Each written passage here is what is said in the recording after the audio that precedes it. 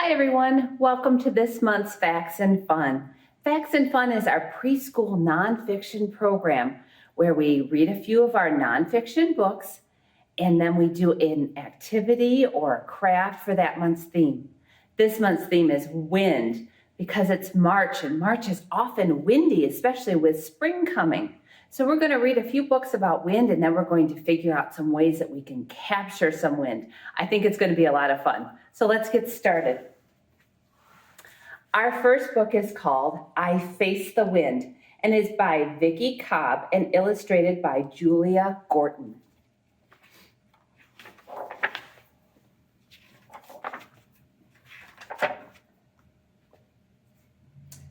Ever face a strong wind?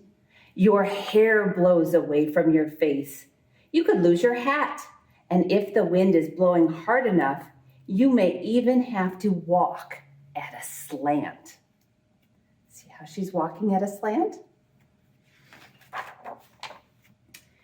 You can't see this force that's pushing you, but you can feel it, and you can see what the wind does to other things. It makes dust swirl in a circle. It makes flags stick out straight and flutter. Can you name some things you can see the wind do? What can you see the wind do outside? Can you think of a few things? Let's see what else it says here. Go outside and watch. Leaves on a tree shake. A kite stays in the sky. An umbrella turns inside out. Why does the wind push you? You can discover why by asking questions and doing things to get answers. Here's the first question. What is wind made of? Wind is made of air, but you can't see air, but you can catch it. Here's how. All right, now in your kit, you'll find a plastic bag. So let's do the same thing that they're saying in the book with the plastic bag that's in your kit.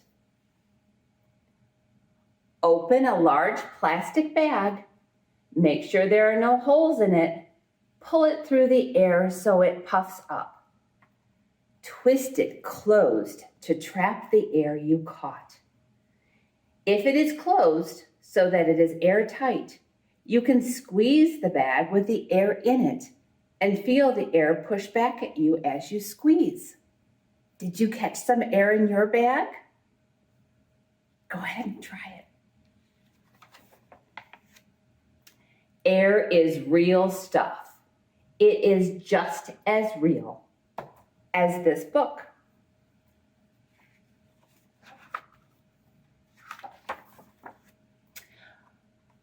But the weight of air is only one part of the reason that you feel wind. Air is made of a gazillion tiny balls floating in space. These balls are so small that they can't be seen. They have to be imagined. They are called molecules. Can you say the word molecules? Wind is made of moving air molecules. Imagine that a ball is like a single moving air molecule. Okay, you have something else in your kit that we can use on this part of the book. You have a ball. Can you get the ball out of your kit? Okay, let's see what we can do with it. Sit on the floor and roll a ball so that it bumps into your legs. See, like that. Can you feel the ball push against you? Now roll it slowly into your leg. Which makes a stronger bump? Rolling it quickly into your leg or rolling it slowly into your leg? What do you think? How did it work? How can you make air molecules move? Wave this book. Well, let's see. Go like this. Do you have a book you can use to do this at home? Let's see what it says. The book pushes against the air molecules and starts them moving. Then they push on you and you feel it. Wave it slowly. All right, slowly. I don't feel very much. Then it says, wave the book quickly. Okay, which is stronger? I think it's waving quickly. What do you think? Are there other ways you can make wind? Blow air out of your mouth. Can you do that? Wave your hand in front of your face. Be an inventor and make your own kind of air movers. I wonder what you can come up with. The faster the air moves, the stronger the wind. The fastest winds of all are in a tornado. These winds are so strong they can lift a roof right off a house or make a truck fly through the air. One of the softest winds is your breath. Put your fingertips near your nose and feel your breath. Can you feel it? When you face the wind, gazillions of moving air molecules collide with you. That's why you feel the push of the wind. Yay! Wow, that was a great way to imagine how wind works, wasn't it? Did you do the activity with the bag? And did you do the other activity with the ball in your kit? Those are neat, aren't they? And did you wave a book around and wave your hands around your face and feel your breath? Those are all things that we can do to see how wind works. Now let's read another book about wind. This one is called Wind, and it is written by Helen Cox Cannons. What is wind? Let's see, do we remember? Wind is moving air. Wind moves in many directions. You can feel wind on your body. Wind moves things around. Wind moves across the land. Wind moves across the oceans. Wind can be gentle. A gentle wind is called a breeze. Wind can be strong. A strong wind is called a gale. What does wind do? Wind moves air around the world. Wind can bring warm air in the summer. Wind can bring cold air in the winter. Types of wind. Some winds change direction every day. Winds in the mountains change direction a lot. Some winds blow the same direction for a long time. Wild winds. A tornado is a spinning tube of air.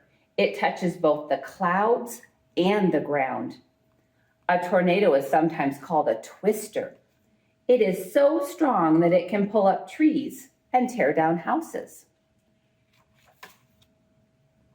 A hurricane starts over a warm ocean and may move toward land.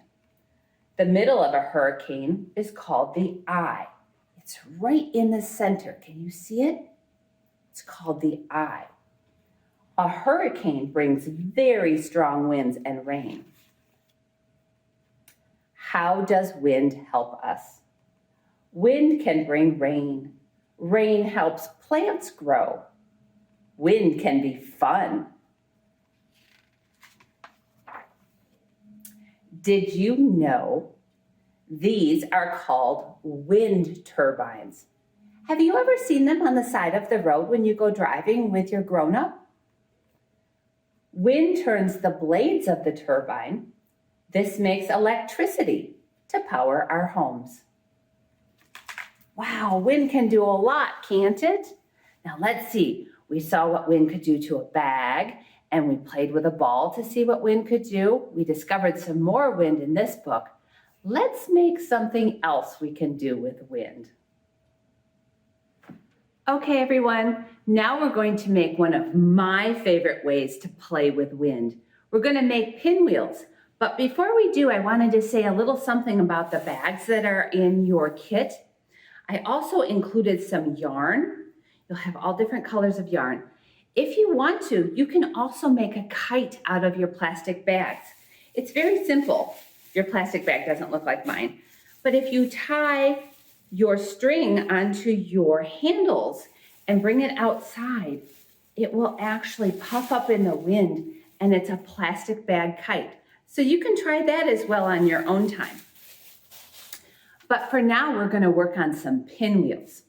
In your kits, you have some pieces of paper of different colors, like this, and they have patterns on them. You also have a couple of straws, a couple of pipe cleaners, and a bag of clear beads. You'll want to get a pencil with a point on it, a pair of scissors. You might want some glue, but you don't have to. And if you have one of these, this would be great.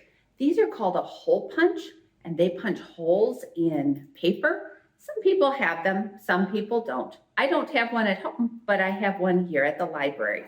You don't have to have it, but it might make it a little easier for you. All right, the first thing we're going to do is we're going to pick a color. I think today I am going to pick the orange one, because I made my sample out of yellow. So what we're going to do first is cut around the square. All right, let's go ahead and do that real quick. You take your time. You cut around the square of the pattern, and this is what is going to make our pinwheel. Usually pinwheels are made with pins. That's why they're called pinwheels. But today we're going to make one without a pin so that you don't accidentally stick yourself. It's kind of a fun way to do it. All right, I have my square cut out. Now you'll see that there's also some lines that go to the corners. They don't go all the way to the middle. They only go halfway. We're going to cut those too. So we're going to cut halfway and just follow the lines. Do your best and try to be careful. Now there's 4 spots. And what's really neat about this is all we need to do is fold them toward the middle and we'll get our pinwheels. It's kind of like origami. Have you ever done origami where you fold paper and it looks like things? That's what this is kind of like. All right, now you'll see I have cut all of those spots. Can you see that? Okay, our next job is going to be to use that hole punch if you have it, or with a grown-up's help, you're going to use your pencil to make holes where there are circles on your pattern. So there's some along the edge. Let's see if I can get this real quick so I can show you what it's supposed to look like. Oops, got caught there. That's not good. And then the middle one is kind of hard to do with a hole punch, but you can do it with a pencil, or you can even do it with your pipe cleaner. If you poke your pipe cleaner into the middle,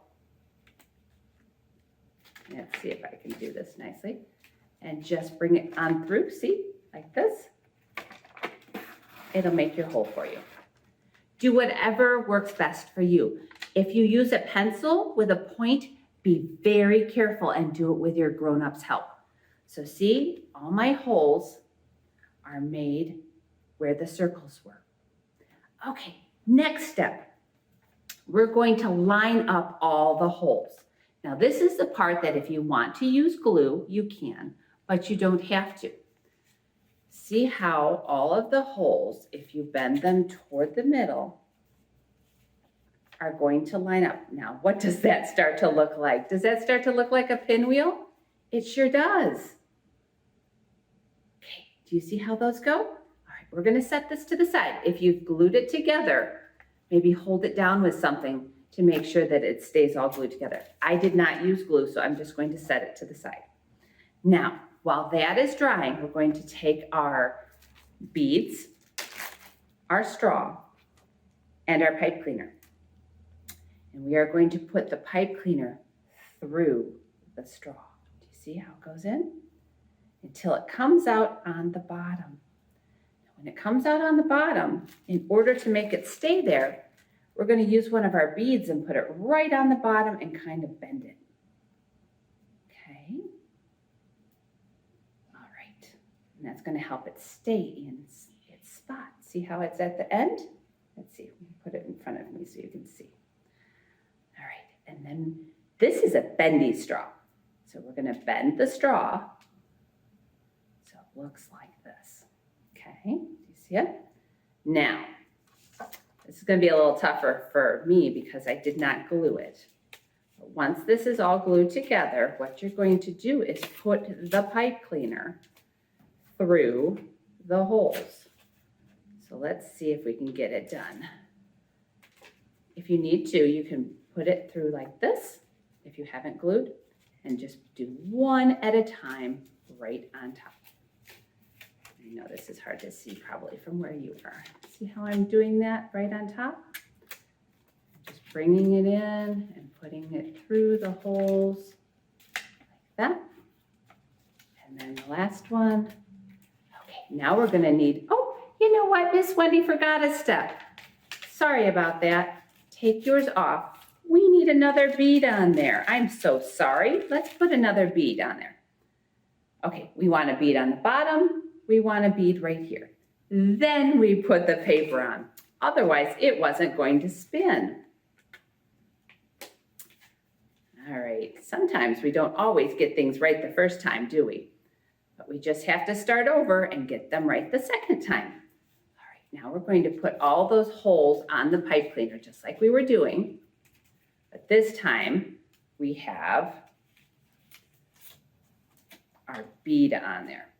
Now, we're going to take a third bead and we're going to put it right in the center there, and we're going to bend the pipe cleaner so that it stays like that.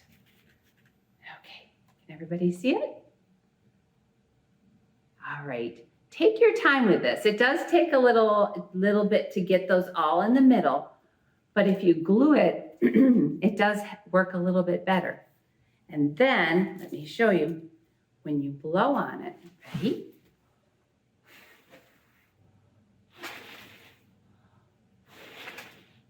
You have to hit it just right. You can make it go around in a circle. So that way, you can work on your own wind. Have fun. How did everyone's pinwheels turn out? Did they turn out great? Are you able to make them go around in a circle with your breath? I hope so. You should be able to make more than one, so maybe you can have a friend or a family member make one too. Let's go ahead and read our last book, and I bet that pinwheel is going to come in handy while we're reading it. This one is called The Three Little Pigs, and it is by Emily Bolam. I think we're going to find out a little bit about wind in here too. Once upon a time, there were three little pigs. They lived with their mother in a small, cozy house. One day, Mother Pig said to them, "You three are almost grown up. It is time for you to go and find out about the world and build homes of your own." So the three little pigs packed up their bags, said goodbye to their mother, and set off to explore the world. They hadn't gone far when they met a man who was carrying a bundle of straw. "Please," said the first little pig, "may I have some of that straw? I would like to use it to build a house of my own." "Of course," said the man, and he gave the first little pig a small bundle of straw. The first little pig took the straw and began to build himself a house. His brother and sister went on their way, After a while, they saw a man who was carrying a large bundle of sticks on his back. "Excuse me," said the second little pig. "Could I use some of those sticks to build myself a house?" "Certainly," said the man, and he gave the second little pig a pile of sticks. The second little pig took the sticks, and he got to work building himself a house. His sister said goodbye and continued on her journey. She walked and walked until she saw a man with a big pile of bricks. They looked like just the thing for building a house, she thought, and she asked the man if he could spare a few. "Yes, of course," replied the man, and he gave the third little pig some of his bricks. Just about that time, the first little pig finished building his house of straw. "What a fine house," he thought, feeling very pleased with himself. But just at that moment, who should come along but a big, bad wolf? The first little pig ran into his house and shut the door. "Little pig," called the wolf from the outside. "Little pig, let me come in." "Not by the hairs of my chinny chin chin," replied the first little pig. "Okay, here's the part where you can use your pinwheel. Are you ready?" "Then I'll huff and I'll puff and I'll blow your house down. Are you blowing?" cried the big bad wolf. Then the big bad wolf huffed and puffed, and the house of straw was blown to pieces.